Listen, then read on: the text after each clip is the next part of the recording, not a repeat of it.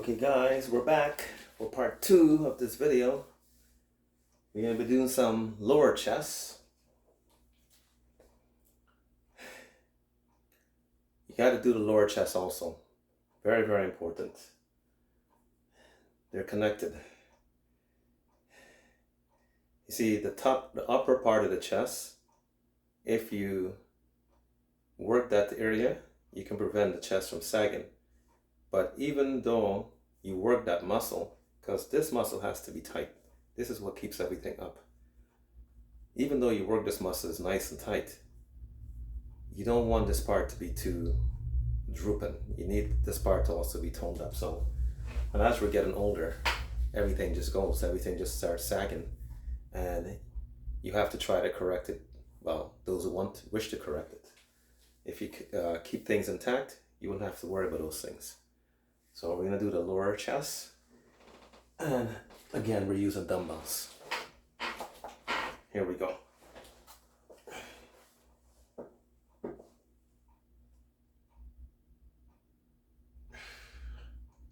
Actually, I'm gonna do warm up with the incline first, and then we're gonna hit the lower chest after.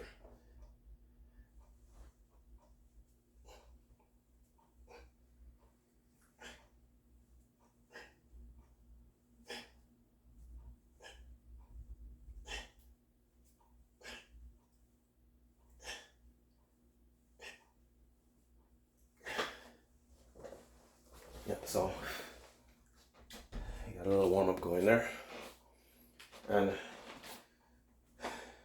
it's a good thing I have this kind of bench. So we're gonna drop it and do the lower chest. So I don't know if my camera can see that well there. Maybe I have to angle it a little bit down.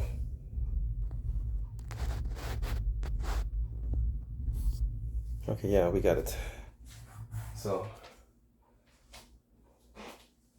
we hit the lower chest. Yep, it's there. Okay, here we go.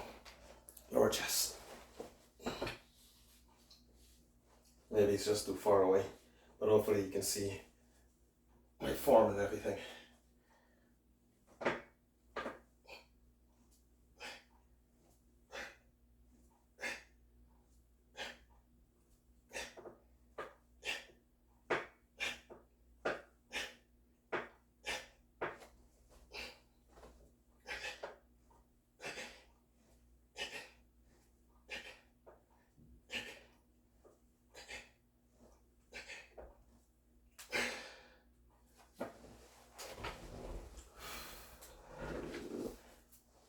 Ooh.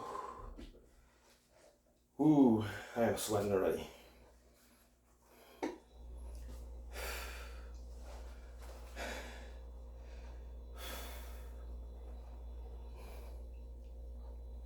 I should turn on the AC in my house.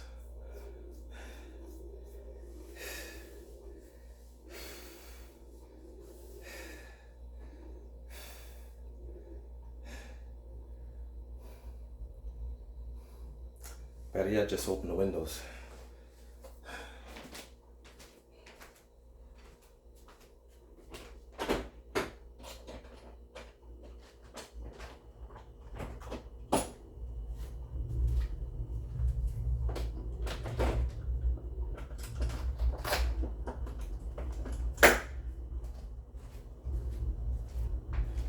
So I open the windows instead of turning on the AC. Save a lot of money. Save more money that way. AC causes too much money. Okay, so once again, just like the previous video, we're using resistance bands also. We don't have a lot of weights, so the resistance bands are very useful. It gives you that extra resistance that's needed to get the weight a little bit heavier.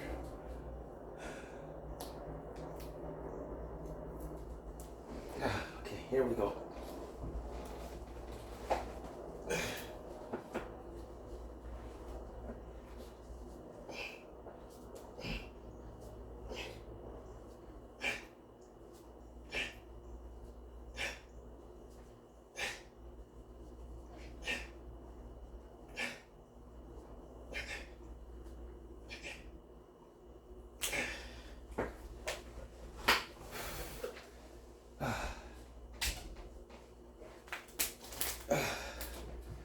Ooh. Ooh.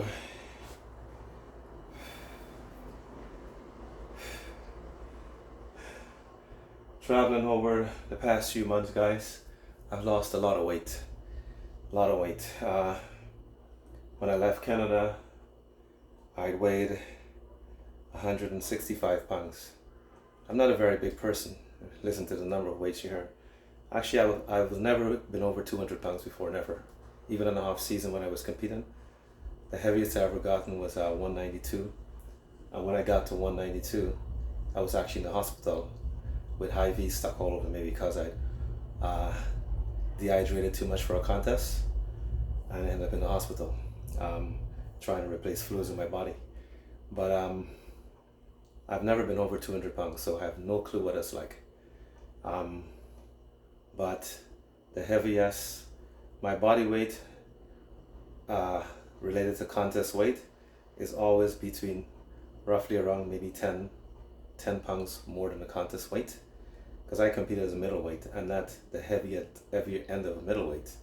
I competed when I won the Mr. Toronto's. My body weight was only 159 pounds, and no, not even 159. Yeah, we are 159. That was my actual body weight, and I think the tail end for a middleweight is about 176. But that's where I was. I was in the lower hand, and I'm not very tall. I'm only 5'7.5". So all the other competitors were taller than me and much bigger guys than I was. But when I stood beside them, I looked bigger than them because tiny joints, wide shoulders, joints are very small, small waist. So I gave that illusion that I was much heavier than them, and they were shocked. So I'm kind of happy I'm built that way.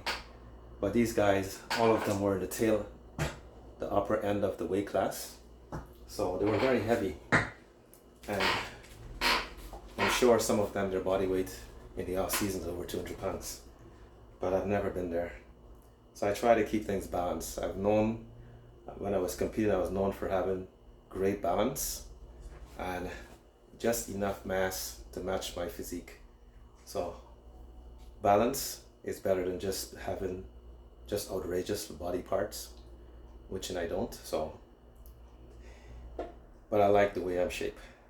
That's what's most important. So balance, better than having just mass. Yeah, here we go. This is the third set.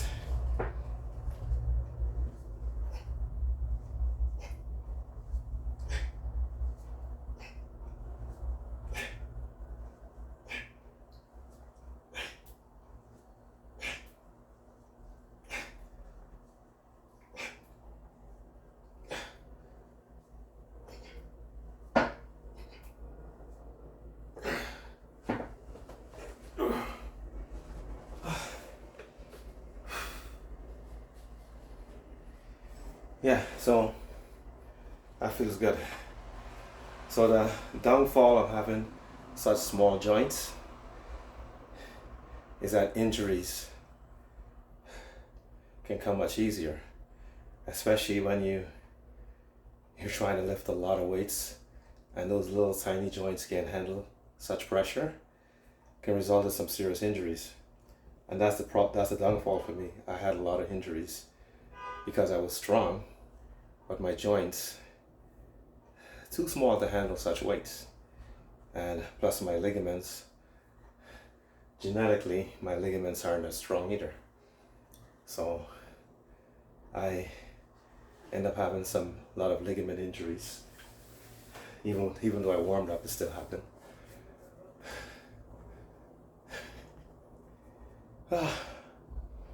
So guys, once again, please subscribe to my YouTube channel so we can get the numbers up.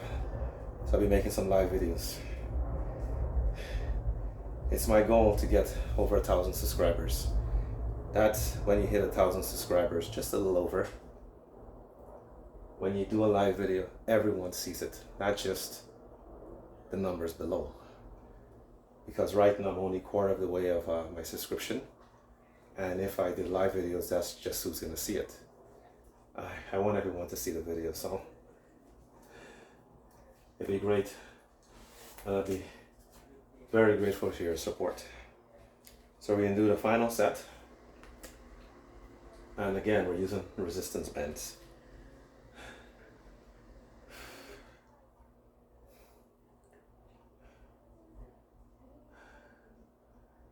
Okay, here we go.